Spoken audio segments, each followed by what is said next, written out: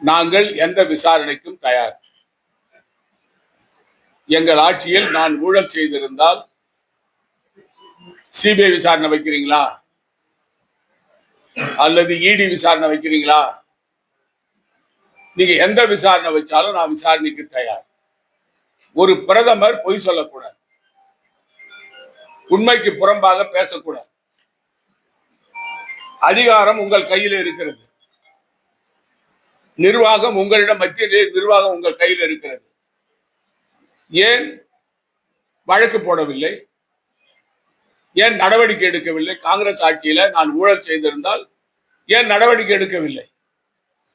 வருவது 10ஆம் பொதுவாக ஊழல் நடந்து விட்டது காங்கிரஸ் ஆட்சியில என்று பேசுகிறார். இவர்கள் ஆட்சியில் கஞ்சா இல்லாதது போலவும், போதைப் பொருள் நடமாட்டமே இல்லாதது போலவும், குண்டர்கள் புதுச்சேரியில எங்க ஆட்சியில் அதிகமா இருந்தது போல பேசுறாங்க. 32 ரவுடிகளை குண்டர் தடை சட்டத்தில் சிறையில் அடைத்தவன் தான் முதலமைச்சராக இருக்கும் பொழுது. இப்ப எத்தனை குண்டரை நீங்க சிறையில் அடைச்சிக்கிறீங்க உங்க ஆட்சியில? சொல்லுங்க பாப்போம். முதலமைச்சர் சொல்றார் இரட்டை என்ஜின் ஆட்சி வேகமா ஓடுது. எங்க வேகமா ஓடுது? முதலமைச்சர் என்ன சொல்றாரு? எங்களால செயல்பட முடியல, அதிகாரிகள் முட்டுக்கல்ல போடுறாங்க, எங்களுக்கு மேல இருக்கிறாங்க ஆளுங்க அப்படின்னு பேசுறாரு முதலமைச்சர். இதான் இரட்டை என்ஜின் ஆட்சியா? இரட்டை என்ஜின் ஆட்சி ஓடாது நிக்குது.